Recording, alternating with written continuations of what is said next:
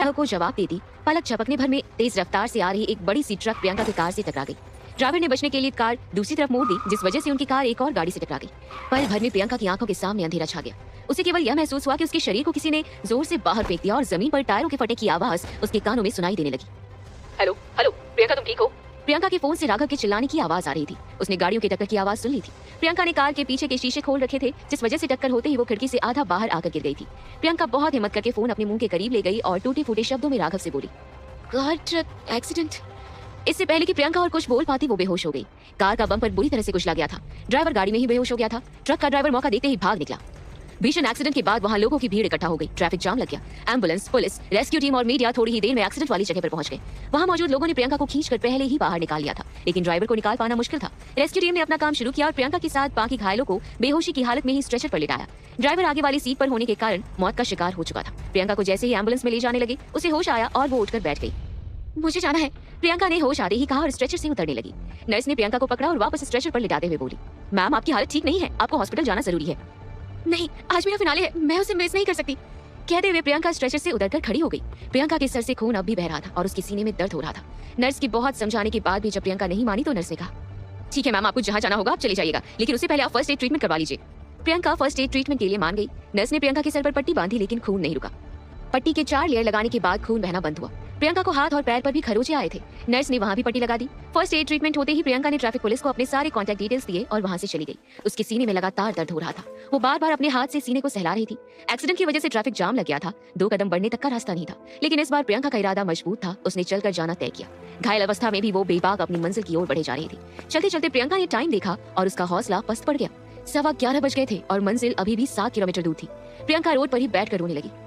क्यों भगवान, आपने मेरी जिंदगी इतनी बदतर बनाई। एक ही तो मौका था मेरे पास, आपने वो भी छीन लिया। प्रियंका रोड पर बैठी अपनी किस्मत को कोसी रही थी कि तभी किसी ने पीछे से आकर प्रियंका को गोद में उठा लिया। प्रियंका ने जब देखा तो उसका चेहरा खिल उठा। उसे गोद में उठाने वाला और कोई नहीं, राघव था। तुम ठीक हो?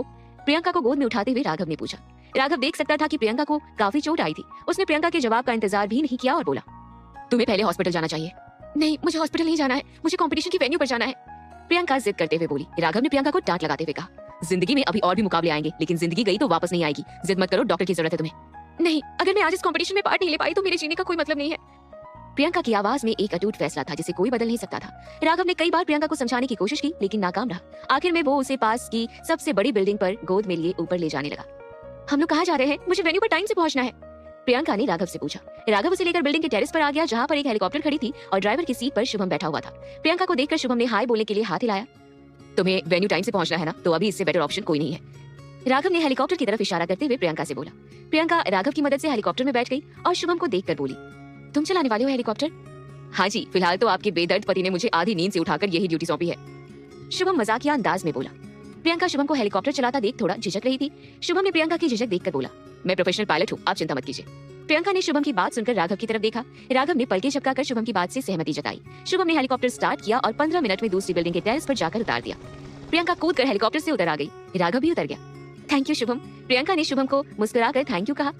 You are always welcome pretty lady, Shubham ने बहुत ही प्यार से कहा और हेलीकॉप्टर से उतर गया। प्रियंका राघव की तरफ मुड़ी और मुस्कुराई और जाने के लिए जैसे ही वापस घूमी, राघव ने उसका हाथ पकड़ा और पास खींचकर बोला, कंपटीशन के जस्ट बाद तुम हॉस्पिटल जाओगी। प्रियंका ने हामी भरी और लिफ्ट में चली गई। उसने खुद को लिफ्ट के मिरर में देखा। खून के निशान उसके पूरे मुंह पर थे और कपड़े भी गंदे हो गए थे। कंपटीशन वेन्यू पर पहुंचते ही सबसे पहले वो वॉशरूम गई। वॉशरूम में उसने अपने कपड़े साफ किए, मुंह धोया और बाहर हॉल में आ गई। जैसे ही वो हॉल में आई, उसकी नजर हॉल में लगी टीवी पर पड़ी। इतिहास में पहली बार नेशनल ज्वेलरी डिजाइनिंग कंपटीशन की सबसे अमीर कंटेस्टेंट जिसने अभी हेलीकॉप्टर से वेन्यू में एंट्री ली है।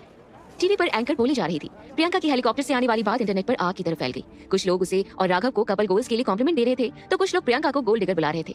प्रियंका सबको इग्नोर करती हुई एक जगह देखकर बैठ गई। बहुत ज्यादा ब्लड लॉस की वजह से प्रियंका को चक्कर आ रहे थे और सीने का दर्द भी बढ़ता जा रहा था। प्रियंका ने सोचा कि शायद कॉफी पीने से उसका दर्द थोड़ा कम हो जाएगा। वो कॉफी मशीन के पास कॉफी लेने गई। वैसे ही वहाँ 2 औरतें आई और प्रियंका को जानबूझकर धक्का दिया और पूरी कॉफी प्रियंका के हाथ पर गिरा दी। गर्म कॉफी गिरने की वजह से प्रियंका का हाथ जल गया। ओह सॉरी, तुम्हें लगी तो नहीं? उनमें से एक औरत ने कहा। प्रियंका ने वाइन की काउंटर से बर्फ लिया और अपने जले हाथ पर रगड़ लिया और वापस एक कॉफी लेकर अपनी जगह पर जाकर बैठ गई। वहीं दोनों औरतें आकर प्रियंका की बगल वाली सीट पर बैठ गई। अब सबके पति इतने अमीर तो होते नहीं कि उन्हें हेलीकॉप्टर से ड्रॉप करके जाए, पहली औरत ने प्रियंका को ताना मारते हुए कहा। प्रियंका ने उस औरत की बात को सुनकर भी अनसुना कर दिया। अरे नहीं यार, लड़कियों को हुस्न और तेज दिमाग चाहिए ताकि वो किसी अमीर मर्द को अपने जाल में फंसा ले, दूसरी ने कहा और इसी बात पर दोनों ने ठहाके लगाए। प्रियंका ने वहां से उठकर जाना मुनासिब समझा। जैसे ही वो उठकर वहां से जाने लगी, एक औरत ने पैर आगे बढ़ाकर प्रियंका को गिरा दिया। प्रियंका को पहले से ही एक्सीडेंट की वजह से चोट लगी हुई थी। गिरने की वजह से उसके घुटने छिल गए। प्रियंका मुड़ी और गुस्से में उन दोनों को घूरने लगी।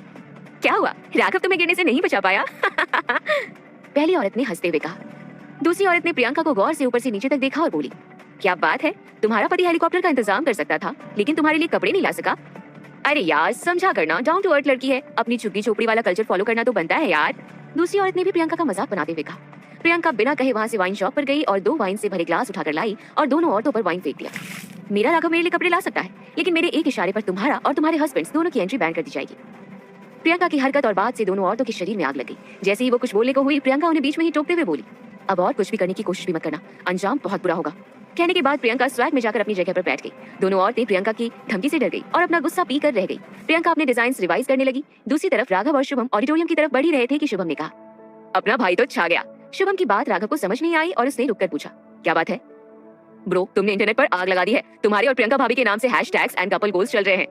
शुभम ने राघव को पूरी बात बताते हुए कहा। राघव ने शुभम की बात सुनकर सोशल मीडिया खोला। उसके और प्रियंका के साथ की तस्वीरें वायरल हो रही थी। कई लोग कॉम्प्लीमेंट दे रहे थे तो कई लोग पैसे का शो ऑफ बता रहे थे। शुभम और राघव ऑडिटोरियम में फर्स्ट रो के वीआईपी सीट्स पर जाकर बैठ गए। कंपटीशन शुरू होने में अभी भी 20 मिनट बचे थे। घड़ी देखकर राघव ने शुभम से कहा, तुम बैठो, मैं आता हूँ। शुभम राघव के चेहरे के एक्सप्रेशन से ही समझ गया कि राघव बैकस्टेज प्रियंका से मिलने गया था। राघव बैकस्टेज पहुंच गया। उसने अपनी नजरें घुमाई लेकिन कहीं भी उसे प्रियंका नहीं दिखी। राघव ने आगे बढ़कर एक लड़की से पूछा, आपने मिसेस प्रियंका को कहीं देखा है? लड़की ने हाथ से इशारा करते हुए राघव को बताया। राघव आगे बढ़ा और प्रियंका के पास पहुंच गया। प्रियंका के चेहरे से साफ झलक रहा था कि उसके सीने में दर्द हो रहा था। तुम पक्का ठीक हो? राघव ने एक बार फिर प्रियंका से पूछा। हाँ, अब कंपटीशन से पहले मुझे कुछ होगा भी नहीं, प्रियंका ने आत्मविश्वास से कहा और उसकी बड़ी बड़ी आंखें चमक गई। आसपास की औरतें प्रियंका को देखकर जेलस हो रही थी। तुम यहाँ कैसे? यहाँ तो पार्टिसिपेंट्स के सिवा किसी को अलाउड नहीं है, प्रियंका ने राघव से हैरानी से पूछा। राघव प्रियंका का सवाल सुनकर मुस्कुरा दिया। प्रियंका ने अपने सर पर हाथ मारा और बोली, मैं तो भूल ही गई थी कि मैं राघव दीवान से बात कर रही हूँ।